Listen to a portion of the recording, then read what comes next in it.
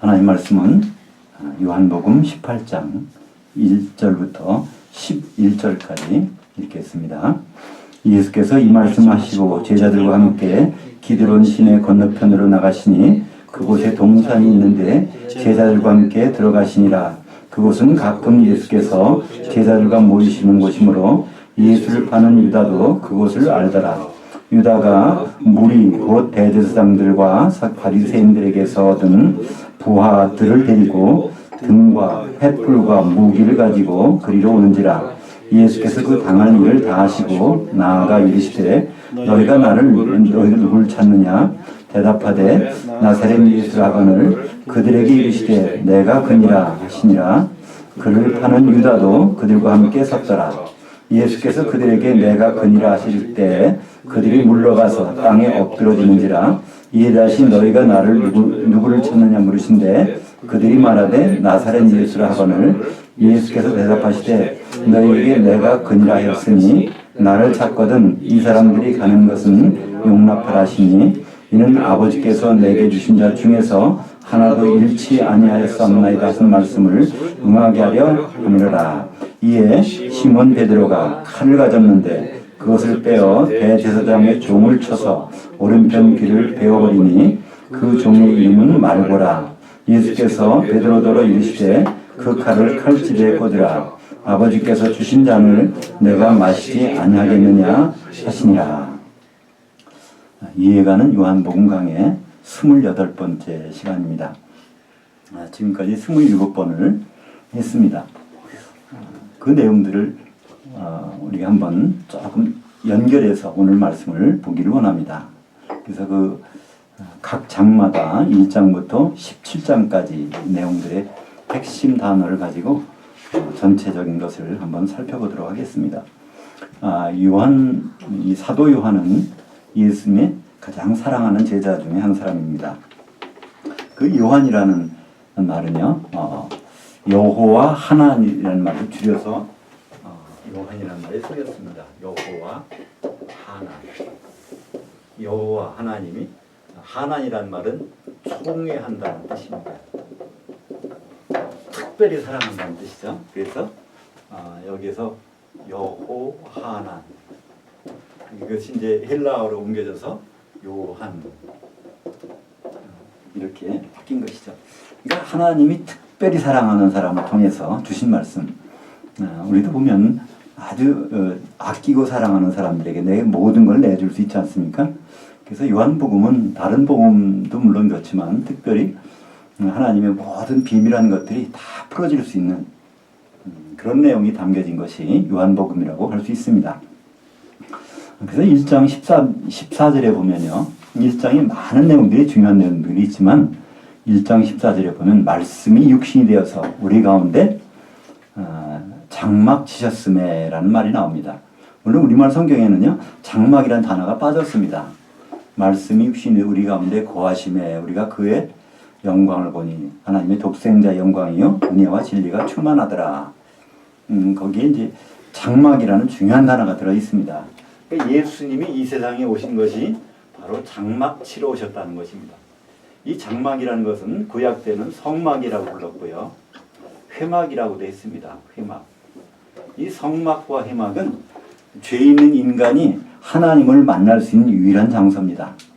그것은 그걸 천막을 져놓고 거기에서 하나님을 만나는 그 예식을 행했는데 그것이 실제가 나타나는 것이 바로 우리 주님이 와서 육신을 입고 오시는 것이 장막치러 오셨다는 것입니다. 그래서 우리 예수님을 통해서 우리는 하나님과 우리가 만날 수 있는 유일한 그 기초가 되는 것이죠. 요한복음 1장은 그렇게 시작합니다. 그리고 2장에 가면요. 예수님이 가나온 잔치에서 물을 포도주로 만드시는 장면이 나오지만 그 뒤에 예루살렘 성전을 보고서 말씀하십니다. 이 성전을 헐라 그러면 내가 3일 만에 일으키겠다. 사람들이 그러죠. 예루살렘 성전은 그건 헤롯이 져준 겁니다. 이 헤롯은 원래 유대인이 아니거든요. 예서의 자손입니다. 근데 로마의 황제와 거기에 고관들에게 잘 보여서 이스라엘의 왕권을 얻어가지고 왕노릇 하는데 유대인들이 가장 중요하게 생각하는 거요. 하나님을 섬기는 성전 좀 있었으면 좋겠다는 거거든요. 네, 그것을 지어준 사람이 헤롯 대왕입니다. 그래서 그걸 46년 동안 그걸 지어서 거기 있는데 예수님 그러는 거예요. 이 성전을 헐라. 그럼 내가 3일 만에 일으키겠다. 그랬더니 사람들이 이거 46년 동안 지은 걸 어떻게 일으킬 수 있냐. 이렇게 하는데 거기서 사도 요한은 거기다가 이제 기록을 합니다. 이것은 바로 성전 대신 자기 육체를 가리켜서 하신 말씀이라. 그러니까 예수님은 이 장막도 되시고 성막도 되시고 또 성전도 되신다는 것입니다. 성전이라는 것은 마찬가지로 하나님과 인간이 만날 수 있는 유일한 장소가 또 성전이죠. 그리고 이제 3장에 들어가면요. 거기 니고데모라고 하는 바리새인이 밤에 몰래 와서 예수님을 만납니다. 그래서 예수님에 대해서 대화하는 중에 거듭남에 대해서 말씀을 나누게 되죠. 그때 한 번 더 너는 이제 한 번 낳았지만 한 번 더 낳아야 된다 그랬더니 내가 엄마 뱃속에 한 번 나왔는데 어떻게 또 엄마 뱃속에 들어갔다 나올 수 있습니까? 그랬더니 바로 예수님은 그걸 말씀하시죠.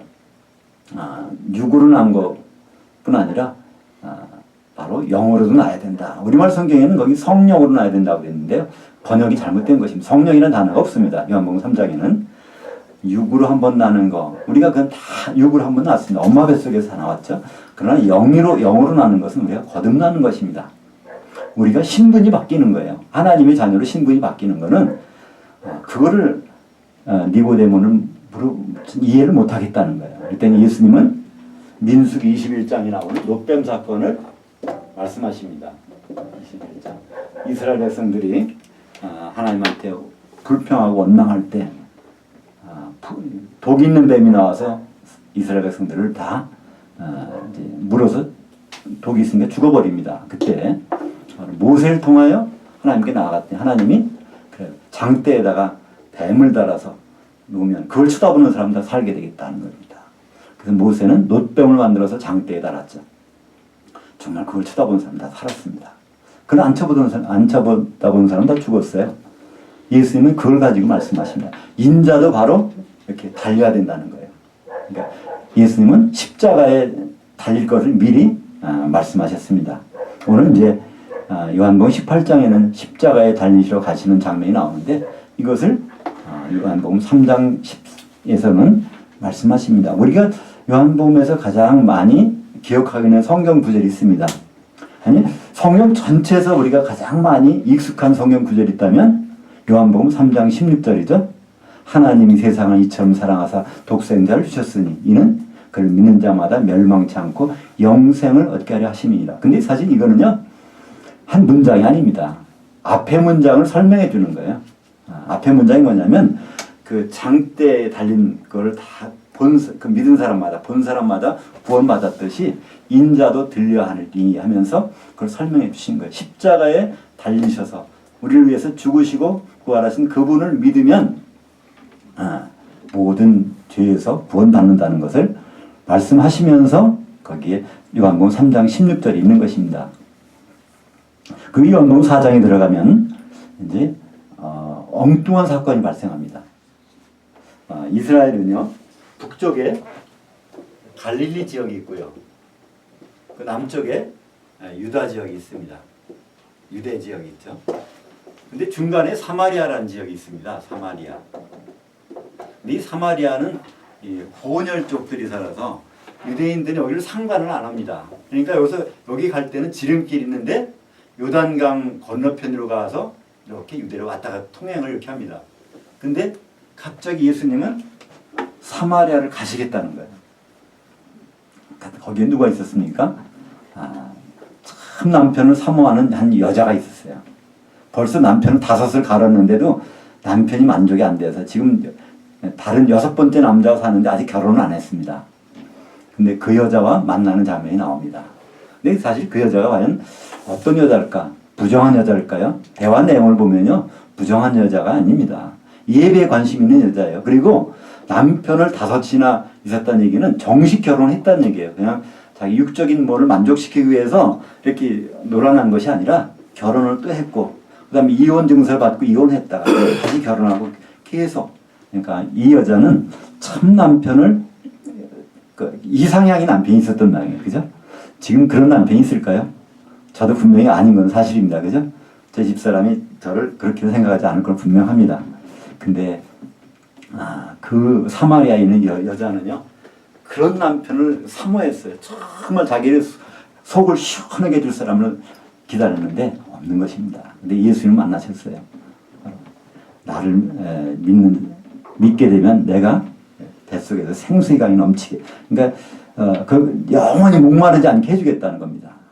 그때 그 예수님과 대화하는 가운데 이분이 정말 그리스도라는 걸 깨닫게 됩니다. 그래서 이제 동네에 들어가서 사람들에게 전도하는 게 나오죠. 보통 이 부분을 우리가 볼 때요, 그때 거기 보면요, 때가 12시라, 그러니까 12시, 아니 6시라는 말이 나옵니다. 그죠? 6시라면 일반적으로 유대인들은요, 우리보다 6시간을 빨리 쓰거든요. 그러니까 6시면은 대낮인가 보다. 그러니까 그 여자가, 그러니까 대낮에는 중동 지방에서 다니지 않거든요. 자기가 창피해서 사람들이 올 때 대낮에 와서 물을 기르려고 나온 줄 알았다, 이렇게 설명하는데요. 그렇지 않습니다. 요한복음은요, 우리 시간과 똑같은 걸 사용합니다. AD 70년에 유대인이 멸망하고 완전히 로마의 시간을 씁니다. 그래서 요한복음에 기록된 모든 것들은 6시 하면 오후 6시입니다. 그러니까 오후 6시는요, 다들 물 길러 나올 때였어요. 그 여자는 정상적으로 나왔던 것입니다. 그때 예수님을 만났죠. 거기서 우리에게 말씀해 주시는 건 무엇일까요? 참 남편 되시는 분이 예수님이라는 걸 우리에게 말씀해 주십니다. 성경에 보면요, 예수님은 신랑이고 우리는 그의 약혼녀라는 거예요. 하나로서. 근데 우리가 누굴 기다리고 누굴 만나기 원합니까? 바로 참 신랑을 만나는데 바로 그분이 예수님이라는 것을 이 사마리아 여인을 통해서 우리에게 말씀해 주시고요. 네, 5장에 가면 이제 다시 베데스다 연못가에서 사건이 나옵니다. 병든 사람들이 그 연못에서 기다리고 있다가 그 연못에서 천사가 와서 물을 확 휘저으면 그때 1등으로 들어간 사람이 병을 낫는다는 거예요. 그런 소문이 있었어요. 그래서 예수님이 거기 간 겁니다. 그것이 바로 베데스다라는 곳이에요. 베데스다 연못가. 근데 예수님이 거기 딱 보니까 수많은 사람들이 늘어서 있어요. 근데 이 중에서 가장 가능성이 없는 사람 하나 있어요. 38년 동안 움직일 수 없는 사람이야. 그러니까 거기는 그 사람이 그냥 있기만 하지, 아무리 천사가 와서 그걸 한다고 해도 갈 가능성이 없는 사람이야. 그죠? 38년 동안 움직이지 못하는데 어떻게 하겠어요? 그래서 예수님은 그 사람은 딱 정해서 내게 뭐 해주길 원하느냐? 예수님이 물어보죠. 그랬더니 그 사람이 뭐라고 합니까? 나는 참 물이 동할 때 거기 나를 보내주는 사람이 없습니다. 그저 보내달라는 거예요.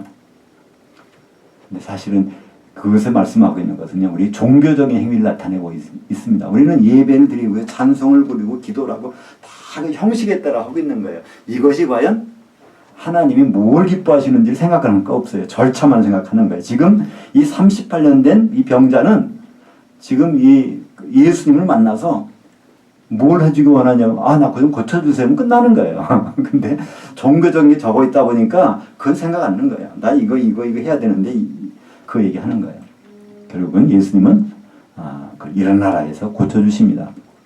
바로 이 베데스다에 가서 기다리고 있어서 거기 절차 따르는 거 중요하지 않는다는 거예요.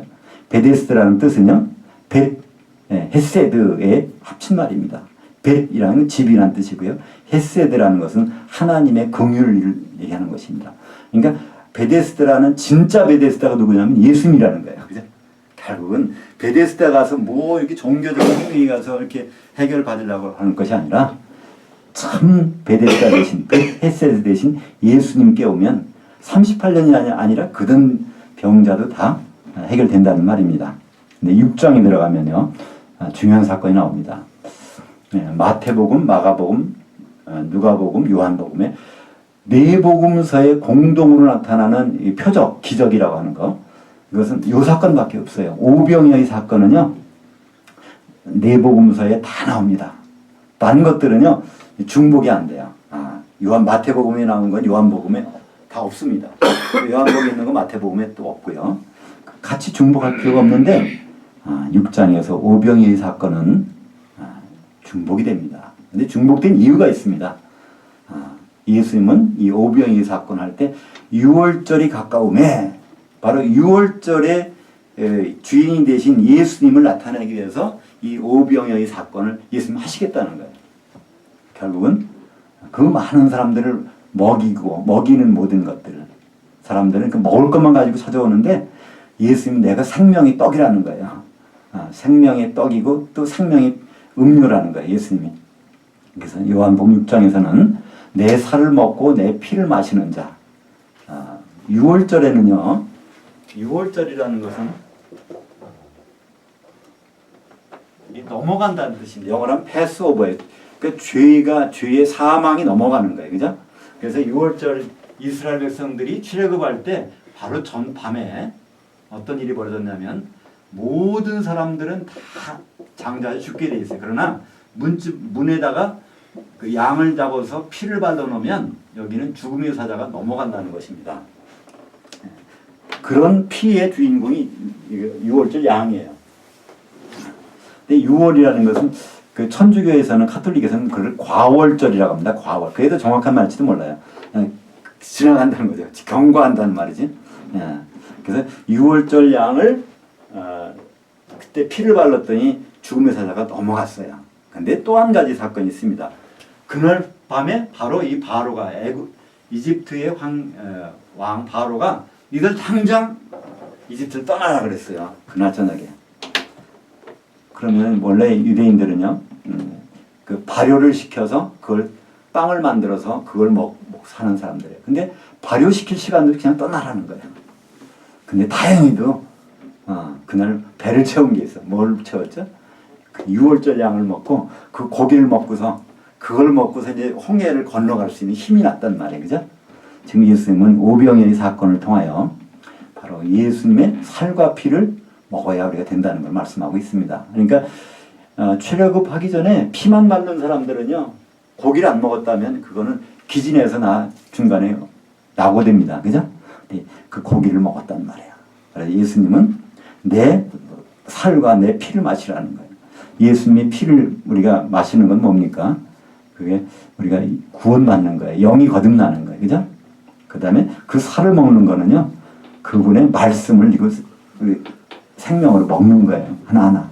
그래서 이 세상에서는요, 그냥 예수만 믿고 사는 것이 안 됩니다. 믿고서는 며칠 못 가요. 그러나 계속해서 생명의 말씀을 먹고 살 수 있죠. 7장에 가면 초막절 때 예수님이 초막절 끝날 쯤 가서 초막절 때는요, 실로암에서 물을 길어다가 제단에다가 붓는 행사가 있어요.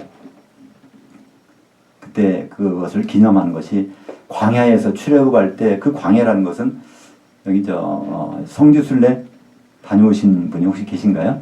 저는 갔다 왔습니다만요. 이 광야에는 물 구할 데가 거의 없는 거예요. 그죠? 근데 그 반석에서 물을 내서 이스라엘 백성들을 먹게 하셨던, 40년 동안 먹게 하셨단 말이에요. 그걸 기념해서 실로암이라는 곳에 가서 물을 떠다가 거기다가 붓는 행사가 있었어요. 근데 예수님이 거기 가서 이제 얘기하는 거예요. 누구든지 목마르거든 바로 내게 와서 마시라. 그러면 날 믿는 자는 뱃속에서 생수의 강이 넘치리라. 그리고 그 생수는 바로 이제 앞으로 보내주실 성령을 말함입니다. 이렇게 말씀하고 있어요. 그러니까 이스라엘 백성들은요, 그 광야에서 반석 거기 쪽에서 나오는 물 먹고 살았지, 그것만 실로암에서 그거 퍼다가 보면서 그걸 생각하는 거예요. 근데 예수님은 옛날 과거만 생각하지 말라는 거예요. 내가 조금 있으면 십자가에서 깨진다는 말이에요. 그죠? 예수님이 반석이신데 십자가에서 깨지면 거기서 나오는 물이 있다는 거예요.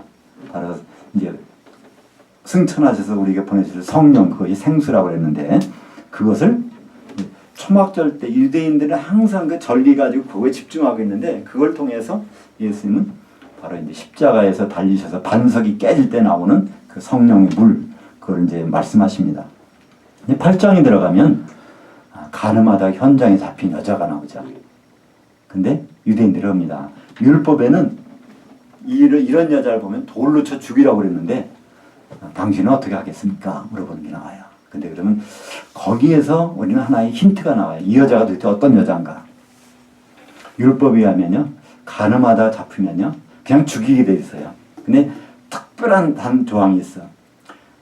약혼한 여자가, 그러니까 결혼을 앞두고 약혼한 여자가 간음하다 잡히게 되면 돌로 쳐 죽이라는 거예요. 그러니까 예수님한테 끌려온 여자는 지금 약혼한 여자예요. 그러니까 결혼할 남자가 있다는 거예요. 그런 여자가 왔단 말이죠. 근데 예수님한테 안 왔으면 벌써 죽었을 거예요. 그죠? 근데 예수님한테 왔는데 결국은 살았어요. 그죠? 예수님도 그럽니다. 다시는 죄를 짓지 말라고서 이제 살려주고 있는데 거기서 뭘 말합니까? 바로 우리가 하나님 보시기엔 다 약혼한 여자, 약혼자란 말이에요. 그죠? 예수님이 우리 신랑 되시고 신랑으로 오실 분이란 말이죠. 우리가 약혼한 여자지만 우리는 여전히 세상에다가 눈을 팔고요. 세상에도 좋아 보이고 다른 게 좋아 보인단 말이에요. 그러나 결국은 예수님께 오면 용서를 받을 수 있다는 것을 이 간음녀를 통하여 우리에게 말씀해 주시고요. 이제 9장에 가면 그 실로암에 가서 어떤 날 때부터 맹인이 된 사람이 있어요. 그래서 사람 물어보죠. 대체 이 사람 죄가 있어서 맹인이 됐습니까? 그렇지만 부모님이 죄가 있어서 맹인이 됐습니까? 그랬더니 예수님은 그게 아니라 하나님이 지금 뭐를 보여주시려고 이 사람이 맹인이 됐다는 거예요. 그러면서 땅에다가 침을 팍 받아가지고 그거를 개서 그 사람 눈에다 팍 발라버리는 거예요. 그래서 실로암에 가서 씻으라는. 가서 씻었더니 나았어요. 거기서 말씀하시는 것이 뭘까요? 실로암이라는 것은 보냄을 받은 자라는 뜻입니다.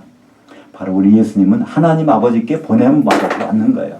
그러니까 이 세상 사람들은요, 본다고 그러는데 사실 보질 못합니다. 많은 거. 우리는 지금 우리 많은 걸 보고 있죠. 그죠? 보지 못하는 게 더 많아요. 이 가운데 있는 우리가 굉장히 귀하게 여기는 공기, 산소 못 보잖아요. 그래도 분명히 있단 말이에요. 그러니까 사실은 못 본다고 하면 우리가 더 많은 걸 볼 기회가 있을 텐데 너희들이 본다고 하니까 못 보는구나 하는 거예요. 그래서 정말 우리에게 진리를, 참 길을 보여주시는 분, 참 실로암 되시는 분, 바로 예수님이라는 거예요. 먼저는 참 베데스다가 되시는 분이 바로 예수님이지만 이 실로암을 통하여 너 실로암에 가서 그 묻으시고 실로암이 참 그물이 참 좋은가 보다. 그게 아니라는 거예요. 진짜 실로암은 예수님이 실로암이다 하는 걸 말씀하고 있습니다. 그 10장에 들어가면 이제 선한 목자가 나와요. 그래서 선한 목자를 소개합니다. 선한 목자. 이 선한 목자는 어떻게 한다고요? 자기 양들을 위해서 목숨을 버린다고 그래요. 근데 그 목숨이란 단어가 아니라 혼을 버린다는 뜻입니다. 혼. 선한 목자는 혼을 버리는 거예요. 근데 이 혼이 뭐냐면 창세기 9장 4절에 보면 거기에서 이 혼이라는 것이 바로 피에 혼이 있다. 그러니까 우리말 번역에는 그 피에 생명이 있으니까 생명이라는 단어가 아닙니다. 피에 혼이 있다. 그래서 혼을 버린다는 거예요. 그러니까 선한 목자는 피를 버리겠다는 거예요. 피 흘리겠다는 것입니다. 바로 나는 선한 목자다. 그래서 나는 꼭 십자가에서 피를 흘릴 그것을 거기서 말씀하십니다. 이제 11장에 들어가면 죽은 나사로가 부활하는 걸 통해서 부활시키실 분은 자기도 부활하신다는 걸 말씀하시죠. 그리고 나서 12장에 들어가면요. 거기서 아주 중요한 사건이 나옵니다. 예수님을요. 우리가 뭐라고 합니까? 예수 그리스도라고 그러죠? 예수 그리스도. 그러면 예수 그리스도 하면은요. 예수가 성인가 그리스도가 이름인가 그렇지 않습니다. 예수님은요. 그거는 하나님이란 뜻이고요. 그리스도는 사람이란 뜻이에요. 그런데 어떤 사람이냐면 우리 신약 성경에 보면은 여호와라는 말이 한 번도 안 나와요. 그러나 바로 예수란 말이 구원하시는 여호와란 말입니다. 예수. 그러니까 여호와란 말이 얼마나 많이 나오는지 몰라요. 근데 거기다가 구원하시는 여호와, 여호슈아에서 이 예수란 말이 생겨나는데 근원하시는 여호와 그분이 바로 어떻게 오신다고요? 그리스도가 되신다는 거예요. 그리스도라는 것은 기름을 발랐다는 거예요. 근데 예수님이 언제 기름 발랐습니까? 근데 그게 바른 게 어디 나오죠? 요한복음 12장에 가면요. 기름 발라져요. 베다니에 갔더니 6월절 엿새 전에 베다니에 도착했어요. 근데 그날 저녁이면 유대인들은요, 저녁 6시 해질 때부터 한 날짜가 바뀌니까 6월절 닷새 전이에요. 그 닷새 전에 갑자기 어떤 여자가 와요. 근데 옥합 속에다가 향기름을 가져와서 예수님한테 쭉 발라버린단 말이에요. 예수님이 진짜 이 그리스도가 된 거예요. 그 순간에. 그래서 이분이 어떤 그리스도예요? 이제 6월절 양으로 십자가에 달리실 그리스도라는 것을 요한복음 12장에서 그것을 말씀합니다. 그러니까 예수님이 어쩌다가 재수가 나빠서 달리신 게 아니에요. 이분은 의도적으로 그리스도로서 십자가에 달리십니다. 계속하기 전에 우선 출애굽기 12장 5절부터 읽고 또 13장부터 한번 보도록 하겠습니다. 도대체 왜 그런 일을 벌여야 될까? 출애굽기 12장 5절을 한번 읽겠습니다. 너희 6월절 어린 양은 흠없고 1년 된 수컷으로 하되 양이나 염소 중에서 정월 열흘에 취하고 이달 열나흘 날까지 간직하였다가 해질 때 이스라엘 회중이 그 양을 잡고 6월절 양 잡는 방법이 나옵니다. 그냥 적당히 잡는 것이 아니라 딱 절차가 있어요. 정월 열흘에 그거를 간택을 해야 됩니다. 이 중에서 어떤 걸 잡아서 6월절 양으로 쓸까? 그래서 그것을 집에다 갖다 놓고 자기 식구처럼 지내는 거예요. 4일 동안 점검을 하는 것입니다. 흠이 없어야 돼요. 어디 병이 들어도 안 되고 뭐 상처가 나도 안 되고 전혀 흠이 없는 걸 6월절 양으로 잡아야 우리 모든 죄가 전가되는 거거든요. 그런 절차가 있습니다. 요한복음 12장에 보면 6월절 엿새 전에 예수님이 베다니에 도착을 해요. 그날 저녁은 닷새 전입니다. 쉽게 말하면 정월 열흘인 것이죠. 그때 바로 예수님은 이분이 정말 6월절 양으로 이제 간택되는, 그러니까 그 장면이 뭡니까? 기름을 쫙 발라서 그리스도가 되시는 거예요. 그래서 십자가에 이제 앞으로 4일 지나면 십자가에 달리시는데 오늘 18장 내용이 바로 이제 열나흘 날 되는 날입니다. 그래서 요일로 말하면 수요일입니다. 우리가 예수님이 금요일날 들어가셨다 그러죠. 그래서 금요일날 철야기도 철야예배가 금요일날 있는 것이 그날 예수님 고난당하셨으니까 그렇게 한다 그러는데요. 사실 그렇지 않습니다. 예수님은 분명히 여러 차례 말씀하셨어요.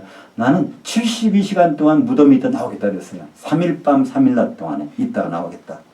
그러면 금요일날 들어가시면 어떻게 72시간 후는 언제입니까? 그 말도 안 되는 얘기예요. 그죠? 근데 우리는 전부 거기에 관습에 젖어가지고 카톨릭에서 하는 걸 따라서 하다 보니까 이제 뭐 금요일날 예수님이 돌아가셨다. 그래서 부활절 때 보면은 부활절 금요일날, 딴 날은 괜찮은데 금요일날만큼 금식 한번 해야지.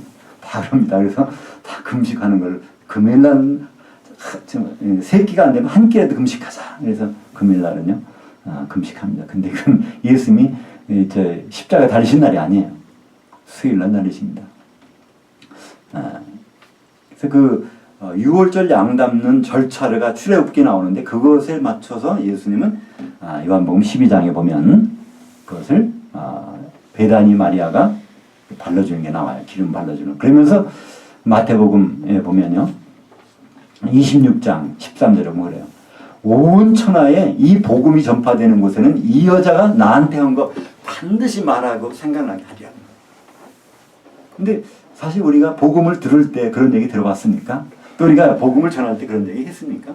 근데 그건 예수님 말씀 분명히 그랬어요. 예수님은요, 한번 찾아보실까요? 성경을 갖고 계신 분 한번 찾아보시고요. 마태복음 26장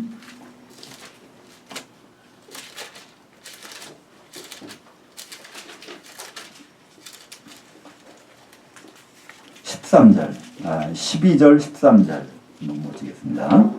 마태복음 26장 12절, 13절 제가 읽겠습니다.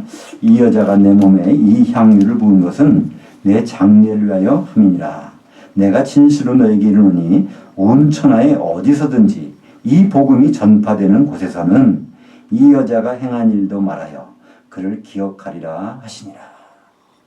이거는 변함이 없는 예수님이 직접 하신 말씀이에요. 어떤 성경에는 이걸 빨간 글씨로 예수님이 하셨기 때문에 이렇게 칠해놨어요. 그러니까 이 여자가 나를 그리스도로 이렇게 만들어서 유월절 어린 양으로 했다는 사실, 그래서 내가 십자가에 달린다는 사실, 이것만큼은 온 천하에 복음이 전파되는 곳은 반드시 말해서 기억하게 하리라는 거예요. 근데 우리는 주님은 그렇게 말씀하셨지만 우리는 뭐 그 관심 없어요. 그렇잖아요. 거기에 대해서 생각 안 합니다. 어떻게 하면 내가 예수 믿고 좀 모든 일이 형통하게 될까, 잘 될까. 그게 나쁜 건 아니지만 주님이 말씀하신 것엔 관심이 없단 말이에요. 그러나 주님은 그것을 굉장히 그러니까 예수님이 십자가에 달리신다, 유월절 양으로 달리신다는 사실을 깨닫는 사람이 지구상에서 딱 한 사람밖에 없었어요. 베드로도 몰랐고 사도 요한도 몰랐고 아무도 몰랐던 거예요. 성모 마리아도 몰랐고 아무도 그건 몰랐어요. 그러나 그날 다른 사람들은 잔치 막 벌일 때 장례 준비해가지고 와서 기름 발랐다니까요. 그 여자가 바로 막달라 마리아가 아니라 베다니 마리아입니다. 근데 우리는 베다니 마리아를 생소하잖아요. 베다니 마리아도 있나? 막달라 마리아는 우리가 잘 아는데. 근데 성경에서 예수님은 베다니 마리아 얘기하는 거예요. 베다니 마리아가 어떤 여자였습니까? 예수님이 그 집에 갔을 때 그 언니 마르다는 부엌에 가서 그냥 식사 준비하고 있는데 이 베다니 마리아는 예수님 발 앞에 앉아서 말씀만 듣고 있는 거예요. 그러니까 그 언니가 그럽니다. 그죠? 좀 내 동생한테 얘기해서 나 좀 도와달라고 하세요. 그랬더니 예수님이 하잖아요. 네가 여러 가지 준비하느라고 반찬 여러 가지 만드느라고 분주한데 너는 한 가지 필요한 게 있어. 너 한 가지 빠뜨렸네. 그러는 거예요. 네 동생은 가장 귀한 것을 취했으므로 결코 빼앗기지 아니하라는 거예요. 그러니까 이 부엌에서 준비했던 거 예수님 다 헛거라는 거예요. 나 그거 별 생각 없어. 그러나 이 마리아가 베다니 마리아가 그 밑에서 듣고 있는 거 이게 가장 좋은 반찬이라는 거예요. 이게 식사 준비라는 거예요. 예수님께는. 사실 그렇지 않습니까? 유월절 양으로 그리스도로 기름 바른 이 여자가 가장 중요하다는 거예요. 다른 사람들은 예수님이 그냥 이제 예루살렘에 가서 왕이 될 줄 알았단 말이에요. 전부도. 그러나 그 여자만큼은 그렇지 않았다는 것을 성경은 기록하고 있습니다. 요한복음에서는요, 그 여자의 이름을 기억하는 거예요. 마태복음이나 마가복음에서는 그냥 어떤 여자가 옥합 가지고 와서 이렇게 팔랐다. 이렇게 어떤 여자라고만 했죠. 근데 요한복음에서는 그 여자의 실명을 거론합니다. 베다니 마리아가 그랬다는 거죠. 그 다음에 이제 13장에 가면 이제 13장, 14장, 15장, 16장, 17장, 18장, 여긴 전부가 다 한 6시간, 8시간 내에 일어난 일들이에요. 전부가. 예수님 십자가에 달리기 바로 불과 몇 시간 전에, 그것이 13, 14, 15, 16, 17, 18. 우리는 장수 길지만 그때 예수님은 그럽니다. 내가 세계명을 준다는 거예요. 이제는 세계명을 주노니. 옛계명은 뭐죠? 십계명입니다. 요약하면 하나님 사랑하고 인간을 이웃끼리 사랑하라는 거예요. 근데 예수님은 그거 이제 집어치라는 거예요. 법이 바뀌었다는 겁니다. 법을 바꾸겠다는 겁니다. 지금 연말정산인데 이 법이 바뀌어가지고 혼란이 오잖아요. 그죠? 그러니까 법이 바뀌면요, 그 새로운 법이 그걸 따라야 돼요. 구법이 아무리 좋아도 그거면 안 된단 말이에요. 새로운 법을 따라서 그거에는 세금 보고도 해야 되고 다 해야 된단 말이에요. 그러니까 예수님은 그랬었어요. 세 계명을 너에게 주노니. 요한복음 13장 34절에 보면 너희는 서로 사랑하라. 내가 너희를 사랑한 것 같이 너희는 서로 사랑하라. 그러니까 하나님 사랑하라는 말이 없어져 버렸어요. 우리에게 예수님은요, 하나님 사랑하라는 말 없습니다. 왜 그럴까요? 우리는 하나님을 사랑할 수 있는 능력도 없고 실력도 없다는 것은 다 지금 수천 년 역사 동안에 다 나왔다는 거예요. 이제 하나님을 사랑할 수 있는 유일한 방법은요, 예수님 십자가에서 하나님 사랑을 이루시고 우리가 그 안에서 서로 사랑할 때 십계명은 그런 방법으로 우리가 지켜질 수 있다는 것을 말씀하십니다. 그리고 이제 14장에 가면 거기에 내가 이제 가는데 고아원처럼 내버려 두지 않냐고 나와 똑같은 보혜사를 보내주시겠다 합니다. 요한복음 14장 16절에 보면요, 그 보혜사라는 단어가 나옵니다.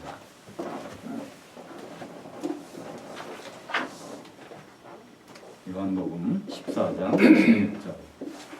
거기에 또 다른 보혜사, 그런데요, 이 또 다른이 아니라 원래 똑같은이라는 뜻입니다. 똑같은. 헬라어로는 알로스라고 그래요. 알로스. 다르다는 거는 헤테로스라고 그러고요. 똑같은 건 알로스라고 합니다. 이 단추를 보시면요. 이런 걸 알로스라고 그래요. 이거 알로스. 근데 요거하고 이런 여기 있는 뭐 다른 단추는 이거 헤테로스예요. 똑같은 보혜사. 예수님이 사실 내가 보혜사인데 내가 가면 나와 똑같은 보혜사를 보내주시겠다는 겁니다. 그것이 바로 보혜사 성령을 보내주시겠다고 합니다. 이 보혜사라는 뜻은요. 파라클레토스라고 합니다. 파라클레토스. 이 파라라는 것은 옆이란 뜻이에요. 사이드. 그 다음에 클레토스는 불러 앉혔다. 콜. 이 불러서 영어를 콜해서 옆에다 불러 앉혔다는 것입니다. 이건 법정 용어입니다. 변호사를 나타내는 거예요. 재판할 때 변호사. 어떤 죄를 져도 거기서 무죄를 선고받을 수 있는 그런 변호사. 그거를 파라클레토스, 우리말로 번역을 보혜사라고 했는데요. 이 보혜사는 한자의 음력입니다. 프랑스를 한자로 불란서 이렇게 하듯이 이것이 전혀 보호할 보자, 은혜해자, 스승사자. 그래서 신천지에서 그 이만희 씨는요, 자기가 바로 하나님으로부터 그런 역할을 받았다는 거예요. 내가 보호해주고 은혜 베풀어주는 스승으로 왔다는 거예요. 자기가 성경책을 먹었기 때문에 뱃속에서 자기가 먹고 그걸 보혜사 역할을 하러 이 세상에 나온 사람이다 이렇게 합니다. 네? 보혜사라는 것은 음력입니다. 이게 보호자가 중국말로 하면은 아마 그런 음이 나오는 모양이에요. 파라클레토스 이렇게 나오는 모양이에요. 그래서 예수님은 거기서 그걸 말씀해 주십니다. 그래서 지금 우리가 여기 이 자리에 앉아갖고요. 아무 거부감 없이, 혹시 거부감이 있을 수도 있어요. 그러나 예수님 말씀을 들을 때, 하나님 말씀을 들을 때 술술술 듣고 싶다, 마음이 편하다 그런 거는요. 보혜사 여기 오셨기 때문에요. 그 변호사가 다 우리를 변해주는 거예요. 깨닫게 해주시는 거란 말이에요. 전부가. 그게 없다면 참 예수 믿기 힘들어요. 그죠? 그래서 보혜사. 똑같은 보혜사를 보내주시겠다 말씀하셨고요. 15장에 가면 포도나무에 말씀하십니다. 예수님 그래요. 나는 참 포도나무라는 거예요. 그리고 너희는 제자들은 가지라는 겁니다. 이게 이 가지가 붙어 있지 않냐면 아무 그 열매를 맺을 수 없다는 거예요. 가지는 따로따로 떨어져서. 그렇지 않습니까? 뿌리하고 줄기하고 잎사귀가 아무리 노력을 해도요. 서로 연결이 안 되면요. 열매는 안 나와요. 그래서 요한복음 15장 8절에 보면 너희가 열매를 맺으면 이 나무 가운데서 어디 열매가 나타나면 너희들이 이게 한 몸이라는 걸 인정하겠다는 거예요. 제자로 인정하겠다는 거예요. 시간이 지나면 분명히 열매가 나타난다. 뿌리가 제 역할을 했구나. 뿌리가 수액을 뽑아서 가지를 통해서 잎사귀 전달해주고 잎사귀에서는 햇빛을 받아서 탄소동화작용을 해서 그걸 또 뿌리로 내려주고 하는 가운데 시간이 지나니까 열매가 있다는 거예요. 그러니까 하나님은 열매를 보시겠다는 겁니다. 근데 시간이 지나도 열매가 안 나타나요. 뿌리가 문제가 있든지 잎사귀가 문제가 있든지 어딘가에 지체가 문제가 있다는 것입니다. 바로 15장을 통해서 예수님은 우리가 한 몸 되는 것을 간절히 원하시는 말씀을 하고 있죠. 16장에 가서는 성령께서 와서 무슨 일을 해주시는지 세 가지를 책망하신다고 합니다. 이 책망이라는 거는요, 그 견책한다는 뜻입니다. 엘렌코라는 것은 달리는 말에 채찍질을 가한다는 말이에요. 우리가 신앙생활은 이게 하나의 경주입니다. 거기에서 성령께서 오셔서 뭐에 대해서요? 죄에 대해서, 의에 대해서, 심판에 대해서 세상을 책망하시리라. 그러니까 우리는 죄를 뭐라고 생각합니까? 도덕적인 관점을 생각한단 말이에요. 근데 예수님은 그래요. 죄라는 것은 나를 믿지 않는 것. 그러니까 나를 향하여 믿지 않는 것. 그러니까 예수님 생각과 다른 것이 다 죄라는 겁니다. 하나님 생각하고 다른 것이 죄라는 거예요. 그래서 이 죄라는 단어 자체가 죄를요. 마르티아. 이 마르티아라는 것은 명중했다는 뜻입니다. 명중. 이 하라는 건 노라는 거예요. 빗나갔다는 거예요. 그러니까 하나님이 생각해서 빗나간 건 다 죄라는 겁니다. 우리는 다른 사람과 내가 도덕적으로 나니까 난 죄가 없는 것 같지? 아니요. 하나님 생각해서 빗나간 건 다 죄라면요. 사실 죄인이 아닐 사람이 어디 있어요? 그죠? 기준이. 너무 포괄적이라 문제가 있어요. 예. 일단은 하나님 생각에서 빗나간 건 다 죄인데 그것을 해결할 방법이 또 예수님이 그래서 십자가에서 그분이 해결책을 갖고 오셨다는 겁니다. 그죠?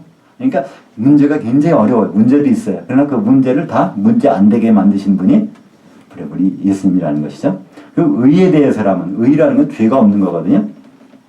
의에 대해서라면 예수님이 이 세상에 없다는 얘기예요. 내가 아버지께로 가버리면 이게 내가 의롭다는 뜻이라는 거야. 하나님 아버지는 죄인하고는 같이 못 있습니다. 근데 예수님이 그분께 갔다는 얘기는 죄가 없다는 얘기잖아요. 그죠? 그러니까 죄가 없는 분이 십자가에 달리셨으니까 그러면 이게는 누구 죄냐는 겁니다. 이건 예수님 죄가 아니라는 거죠. 바로 우리 죄가 그분이 의롭기 때문에 우리가 용서를 받을 수 있다는 것을 말씀하고 있고요. 그 다음에 심판에 대해서라면 세상 임금이 심판을 받았다는 거예요.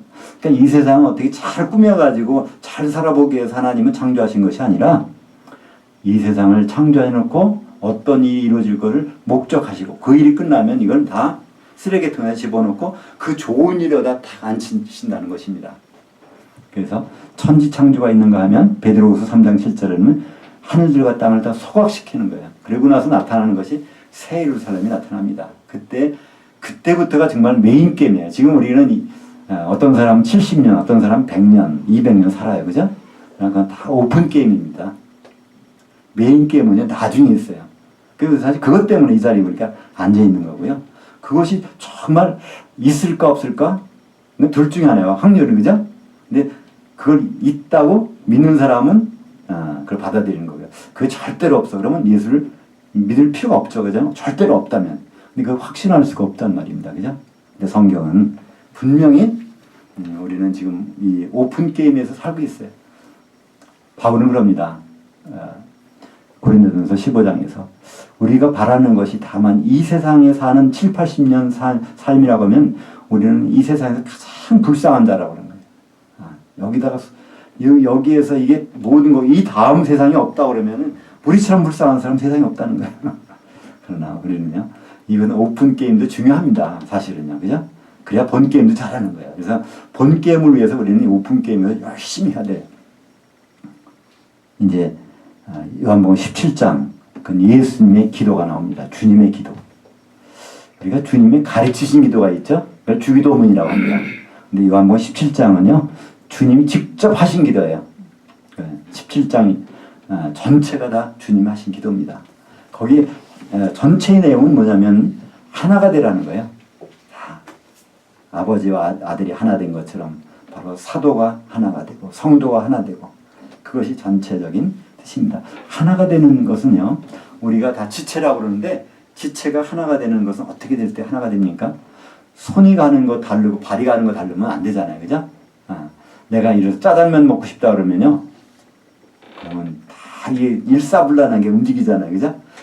주머니에 돈이 있나? 이거 따져보고, 그죠? 그러면 짜장면 집이 전화번호 어딘가? 딱 눈으로 봐야 되고, 전부 해서. 거기가 전화를 걸든 뭐 해서 주문해서 먹게 됩니다. 그것이 다 이 머리에서 생각이 나와야 되잖아요. 그러니까 우리의 몸은, 그리스도의 몸인 우리 교회고, 교회의 머리는 바로 예수 그리스도이십니다. 예수님의 생각대로 움직여지는 모든 지체들이, 그게 바로 주님이 원하는 공동체고, 그때 주님은 우리를 만나러 오실 것입니다. 이제 오늘 요한복음 18장,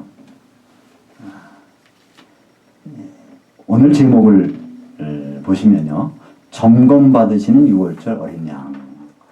예수님이 유월절 어린 양이라고 하면 절차가 있었죠. 4일 동안 점검을 받아야 돼요.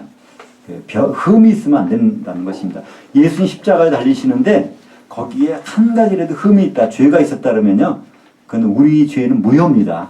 그분 스스로의 죄 때문에 달리셨기 때문에 무효인 거예요. 그래서 이 정말 예수님이 죄가 한 털도 없는가 있는가, 이것을 점검하는 것, 마지막 점검 자리가 바로 오늘 내용입니다. 그래서 마지막 점검을 해보니까 결론부터 말씀드리면,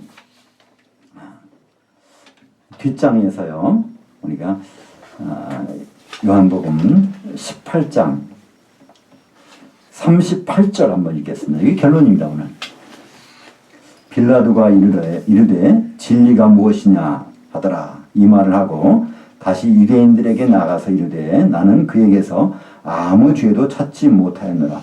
이게 빌라도의 결론이에요. 그 법을 집행하는 그 당시에 법을 집행하는 사람의 결론입니다. 예수님께는 죄가 발견되지 않았다는 거예요. 하나도. 그것은 이게 복음입니다. 그러니까 6월절 어린 양이 흠이 없었다는 거예요. 그렇다면 그 죽음은 어떤 죽음이라는 거예요? 바로 예수님이 죄의 죽음이 아니라 바로 우리의 죄가 거기 달렸다는 것을 말씀하고 있습니다. 6월절 양을 닷새 전에 선택을 해서 집에다가 4일 동안 점검할 때 이 4일 동안 점검받는 장면이 앞에 나왔었습니다. 바리새인들, 대제사장들 점검을 했어요. 사실은요, 마태복음 16장 21장 한번 읽어보실까요? 처음 페이지에 마태복음 16장 21절. 이때로부터 예수 그리스도께서 자기가 예루살렘에 올라가 장로들 곧 대제사장들과 서기관들에게 많은 고난을 받고 죽임을 당하고 제3일에 살아나는 것을 제자들에게 비로소 나타내시니. 그러니까 교회에 대한 말씀하시고 예수님이 그러셨어요. 이때로부터 내가 이제 예루살렘에 가서 지금 어디 갈릴리에서 3년 반 사역을 하셨어요. 선지자로서. 이제 내가 예루살렘에 가서 할 일이 있다는 거예요.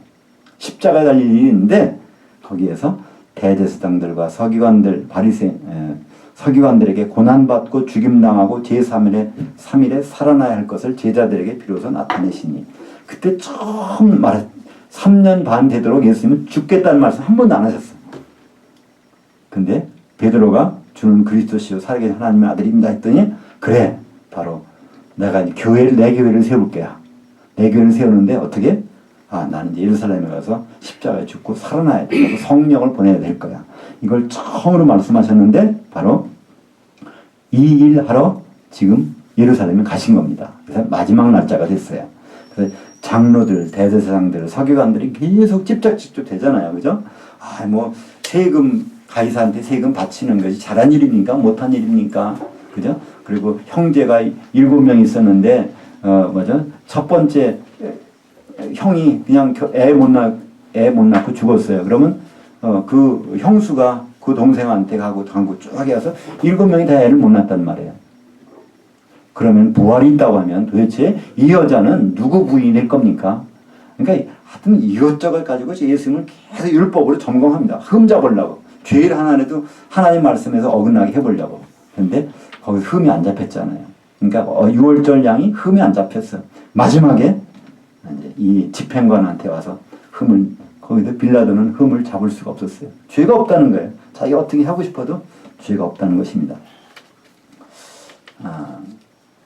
근데 이제 오늘 중요한 말씀 중에 하나가 10절, 11절 한번 다시 읽겠습니다. 이에 시몬 베드로가 칼을 가졌는데 그것을 떼어 대제사장의 종을 쳐서 오른편 귀를 베어버리니 그 종 이름은 말고라. 예수께서 베드로더러 이르시되 그 칼을 칼집에 꽂으라.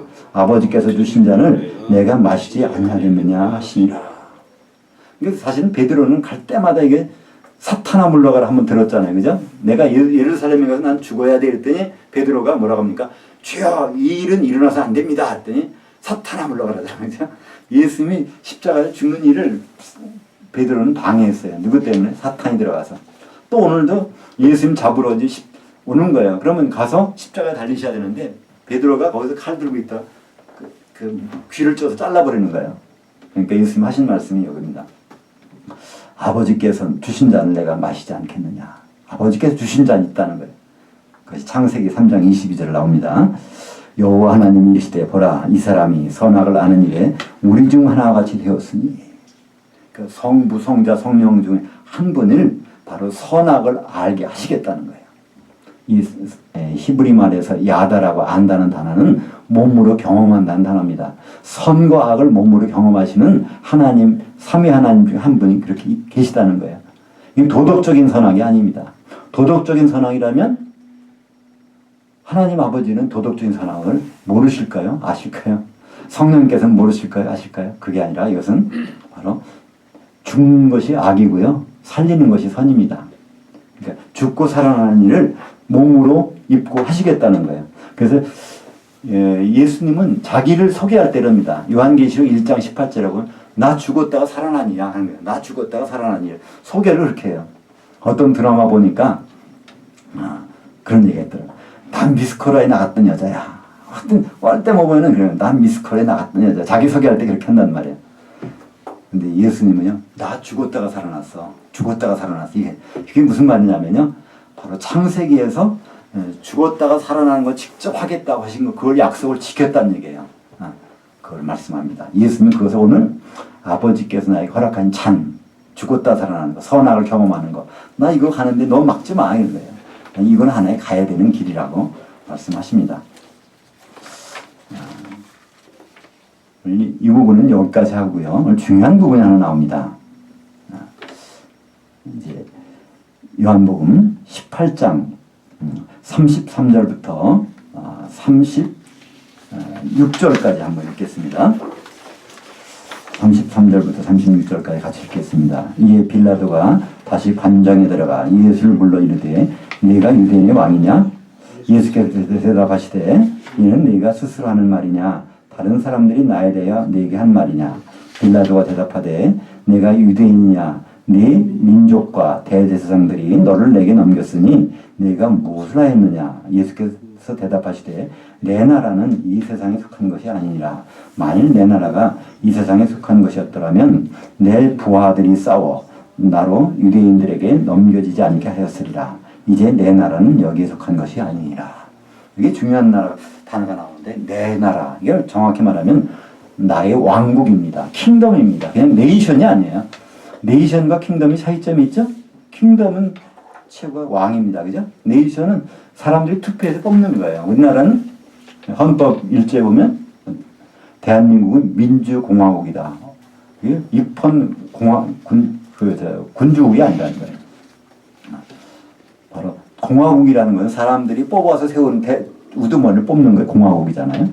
근데 여기서는 킹덤은 왕이 있다는 거예요. 내 나라, 내 왕국은 이 세상에 없다는 거예요. 그러니까 그 무슨 말입니까? 나는 이 세상 왕이 아니라는 거예요. 우리는 그걸 그냥 지나쳐요. 그러나 이것을 굉장히 심각하게 생각하고 있는 사람이 있었어요.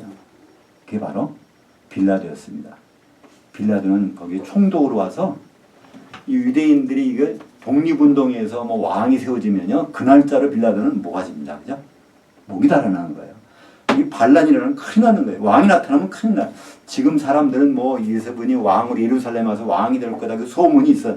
원래 빌라도는요, 예루살렘에 근무지가 없어요. 빌라도의 총독의 근무지는 바닷가에 별장촌에 있는 가이사라라는 곳입니다. 지중해에서 로마 왔다 갔다 하는 곳. 근데 이때 특별히 왔어요. 6월절 때 사람들이 우르르 몰려들고 왕으로 추대될 것 같으니까 군대를 이끌고 온 거예요. 여기서 왕이 나타난다면 큰일 나거든요. 그래서 이 33절에 내가 유대인의 왕이냐? 이 질문은요, 빌라도에게는 아주 크리티컬한 질문이에요. 당신이 왕이 맞냐는 거예요. 예수님은 왕이라는 거예요. 근데 거기 단서가 있어. 근데 내 나라는 이 세상에 속한 것이 아니라는 거예요. 그때 그것을 가슴 확 쓸어낼 사람이 있단 말이에요. 누구죠? 빌라도. 빌라도는 야, 난 살았구나. 살았다. 막 귀신 쫓고 죽은 자 살리고 무리를 걷고 뭐 오병이어로 그 수천 명 수만 명을 다 먹이고 이 엄청난 분이 왕으로 되면 난 그날짜로 죽는 건데 이 양반이 나는 이 세상에 관심이 없어. 내 세상은 다른 거기에 왕이 될 거야. 이렇게 하니까 여기서 빌라도는 이제 그때 참 예수님에 대해서 더 호감을 가졌을 것 같아요. 그죠? 사실 우리는요, 예수를 믿는다고 하면서 이 개념이 구분이 안 되는 게 있어요. 천국이 무엇인지, 하나님 나라가 무엇인지, 그리스도의 나라가 무엇인지, 이게 막 섞여 있어요. 너무나. 성경에서는 그것이 분명히 이렇게 나와 있는데, 우리 그러잖아요. 예수 믿다 죽으면 나중에 천국 가니까, 이렇게 얘기해요. 우리, 이렇게 이분은 고인은 이렇게 고생을 많이 했어도 이제 천국 가서 쉬고 계시니까 염려하지 마세요. 이렇게 합니다. 그 말이 사실일까요? 성경은 그렇게 말씀하지 않습니다. 성경은요, 이 천국, 하나님 나라는요, 이 세상에서 지금 이루어져야 된다는 거예요. 여기 가운데서. 다시 말해서 하나님 나라와 천국이라는 건 통치 개념이지 장소와 시공간의 개념이 아닙니다. 하나님의 통치를 받고 있는 사람이면 천국 안에 있는 거고요. 그렇지 않은 사람들은 같은 장소에서 천국과 관계없는 사람이라는 거예요. 바로 마태복음 19장 23절 볼까요? 24절까지. 예수께서 제자들에게 이르시되 내가 진실로 너에게 이르노니 부자는 천국에 들어가기 어려우니라. 다시 너에게 말하노니 낙타가 바늘귀로 들어가는 것이 부자가 하나님 나라에 들어가는 것보다 쉬우니라 하시니. 그러니까 천국과 하나님 나라 이거는 똑같은 말이에요. 똑같은 말. 천국이라고 하고 하나님 나라라고 하는데 이 천이라는 뜻은요 하늘들입니다. 하늘과 하늘들은 또 달라요. 예수님 지금 계신 곳은 하늘입니다. 근데 우리가 여기 누리고 있는 건 하늘들이에요. 이 개념을 여기서 자세히 말씀드리기에는 좀 시간적으로 제약이 있고요. 누가복음 17장 20절 한번 보겠습니다. 우리만 이게 헷갈리는 것이 아니라 예수님 당시에 바리새인들, 성경대로 살고자 하는 그렇게 작정한 사람들이 바리새인들이 원래는요. 그 사람들도 궁금해서 도대체 하나님 나라가 어떻게 된 건가 질문을 예수님한테 합니다. 거기에 대한 답변이 나오고요. 그것이 바로 누가복음 17장 20절과 21절입니다. 바리새인들이 하나님 나라가 어느 때 임하나이까 묻거늘 예수께서 대답하여 이르시되 하나님 나라는 볼 수 있게 임하는 것이 아니요 또 여기 있다 저기 있다고도 못하리니 하나님 나라는 너희 안에 현재 있느니라. 현재형을 쓰고 있어요. 하나님의 통치는 지금 있어. 근데 이 바리새인들은 모르고 있단 말이에요. 그러니까 그 사람들은 하나님 나라 바깥에 있으니까 모르는 거고요. 하나님 다스림 가운데 있는 사람만 안다는 거예요. 너희 가운데 이미 존재하고 있지만 너는 그것도 모르잖아. 그래서 이 하나님 나라는 그리스도의 나라와는 다릅니다. 그리스도의 나라는요, 그분이 왕으로 오시는 거예요. 그리스도의 왕국입니다. 그러면 그리스도의 왕국에는 왕이 예수님이잖아요. 예수님은 지금 왕으로 오신 적이 없어요.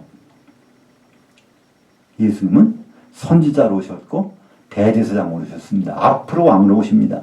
그래서 선지자로 오셔서 하나님 말씀을 다 소개를 했어요. 이 선지자라는 뜻은요, 선지자. 이거를 헬라 말로 프로페테스라고 합니다. 이 프로라는 것은 밖으로 끄집어낸다는 얘기예요. 밖으로. 페테스라는 것은요, 이거는 밝히다, 사진 찍어내다는 뜻이에요. 거기서 나오는 말이 포토입니다. 포토. 이 말로, 그죠? 포토그래피. 그러니까 밖으로 사진 찍어내는 누구냐? 하나님의 속마음을 밖으로 사진 찍어서 보여주는 사람이 선지자라는 것입니다. 우리는 그것을 그냥 앞으로 앞에 일을 예언자나 선지자나 단어 똑같은 얘기예요. 앞일을 알아맞추는 것, 그거는 우리 국어사전에서 첫 번째 정의고요. 두 번째 정의 보면 기독교에서는 하면서 나오는 것이 하나님의 속마음을 이렇게 밖으로 밝혀내는 사람들. 그러니까 저도 선지자 역할을 할 수 있어요. 그죠? 하나님의 속마음을 네가 말씀 통해 밖으로 드러내니까. 그죠? 누구든지 선지자 노릇은 할 수 있어요. 그죠? 예수님은 3년 반 동안 갈릴리에서 그 역할을 하시다가 그 다음에 예루살렘에 와서 대제사장으로서 제물을 가지고 죽으셨어요. 제물이 죄가 없어야 되니까 자기 자신을 제물로 해서 제사를 드렸단 말이죠. 근데 예수님은 분명히 이제 왕으로 오십니다. 그때는 선지자나 대제사장 필요가 없어요. 그건 이미 사역이 끝났죠. 그래서 성경에는요, 내 나라, 예수님 말씀하신 내 나라, 그리스도의 나라, 이거는요, 지금 여기 있는 것이 아닙니다. 앞으로 주님이 재림하실 때부터 1000년 동안 이루어지는 나라입니다. 누가복음 22장 30절 볼까요? 너희로 내 나라에 있어 내 상에서 먹고 마시며 그리고 보좌들에 앉아 이스라엘 12지파를 심판하게 하려 하노라. 예수님은 내 나라, 앞으로 올 나라가 있다는 거예요. 빌라도에게 분명히 말하기를 내 나라는 내 왕국 여기가 있지 않다는 걸 분명히 말했잖아요. 성경에서는 그것이 얼마나 많은지 모릅니다. 계속해서 구분합니다. 그리스도의 왕국과 하나님의 왕국과 천국과 하나님 나라, 이건 구분이 되는 거라죠. 그것을 오늘 여기에서 요한복음 18장에서 분명히 말씀하고 계세요. 바로 예수님의 왕국, 나라, 그것은 앞으로 재림할 때 오는 것입니다. 근데 유대인들은 그걸 오해하고 있었어요. 그 맨 프린트물 두 번째 장 맨 밑에 보시면 요한복음 12장 12절 13절 한번 보겠습니다. 그 이튿날의 명절에 온 큰 무리가 예수께서 예루살렘으로 오신다는 것을 듣고 종려나무 가지를 가지고 맞으러 나가 그들이 외치되 호산나 천송하리로다 주의 이름으로 오시느니 곧 이스라엘 왕이시여. 예수님이 이제 예루살렘 오시니까 왕으로 오는 줄 알았단 말이에요. 전부가. 근데 여기 한 4일 지나서요. 4일 지난 날 요한복음 12장은 이건 이제 5일 전에 정확히 말하면 십자가 달리시 5일 전. 요한복음 18장은 십자가 달리시는 날이에요. 이제 달리시 바로 전날이지. 37절부터 38절까지 읽겠습니다. 빌라도가 이르되 그러면 네가 왕이 아니란 말이냐? 예수께서 대답하시되 내 말과 같이 내가 왕이니라. 내가 이를 위하여 태어났으며 이를 위하여 세상에 왔나니 곧 진리에 대하여 증언하려 함이로라. 무릇 진리에 속한 자는 내 음성을 듣느니라 하신대 빌라도가 이르되 진리가 무엇이냐 하더니라. 이 말을 하고 다시 유대인들에게 나가서 이르되 나는 그에게서 아무 죄도 찾지 못하였노라. 그 다음에 39절 40절까지 읽겠습니다. 6월절이면 내가 너희에게 한 사람 놓아주는 전례가 있으니 그러면 너희는 내가 유대인의 왕을 너희에게 놓아주기를 원하느냐 하니 그들이 또 소리질러 이르되 이 사람이 아니라 바라바라 하니 바라바는 강도였더라. 그러니까 지금 한 4일 전에 왕 이스라엘 왕이여 하면서 종려나무 가지고서 막 흔들고 있던 사람들이 이제 왜 소리치는 거예요. 뭐라고요? 이 사람 죽이고 이 강도 내줘 이러는 거예요. 그렇잖아요. 똑같은 입으로 4일 전에는 예수님 입성하니 왕이요 호산나 호산나라는 것은요 지금 당장 우리 구원해 주세요. 지금 당장 왕이 되셔서 로마에서 해방시켜 주시고 이걸 최강대국으로 만들어 주시고 바로 호산나라는 뜻입니다. 호시아 나라는 것은 now라는 뜻이고요. right now. 호시아라는 것은 지금 당장 구원해 주세요. 우리는 호산나라는 찬송 많이 불러요. 근데 호산나 찬송은요 언제 부르는 거냐면요 왕으로 오실 때 부르는 거예요. 재림하실 때 부를 찬송이 호산나입니다. 그래서 예수님은요 그거 아니라는 강조하기 위해서 왕은 백마 타고 입성하셔야 되는데 예수님 나귀새끼 타고 오시잖아요. 나 왕이 아니야로 선언하시는 거예요. 나는 절대로 왕이 아니야. 오해하지 마. 근데 그들은 계속 이스라엘 왕이요 호시아나 호시아나 지금 당장 구원해 주세요. 근데 똑같은 사람들이 같은 입으로 하는 말씀이 이 사람 죽여라 십자가에 못 박아라 그러잖아요. 그것이 바로 우리의 모습, 그러니까 유대인들의 모습이 아니라 우리도 바로 그럴 수가 있다는 것입니다. 우리는 눈으로 보이는 것만 가지고 판단할 수 없는 것이고 그래서 예수님은 우리에게 이 보혜사 성령을 보내주셨습니다. 우리의 전담 변호사가 있어요. 그러면 뭐가 두렵겠어요? 어떤 일이 있어도 그러니까 전담 변호사라는 뜻은요 여러 가지. 육신에 말하면 전담 의사야. 그러니까 만병통치 의사가 내게 있다고 생각하고 내가 뭐가 건강에 대해서 염려가 되겠어, 그죠? 내가 어떤 무슨 죄를 저질렀어. 그러나 그분이 다 해결할 변호사라고 해보세요. 살인죄까지도 그들은 담당할 수 있다는 말이에요, 그죠? 그분이 죽음의 대가를 치르셨기 때문에 그분이 바로 보혜사 파라클레토스로 우리에게 오셨습니다. 이제 예수님은 진짜 유월절이 양이 되기 위해서 마지막 점검 받으시고 그래서 빌라도에게 죄가 없다는 것을 선고 받으시고 십자가에 이제 달리십니다. 그것이 이제 19장에 나오는 내용이죠. 기도하겠습니다. 하나님.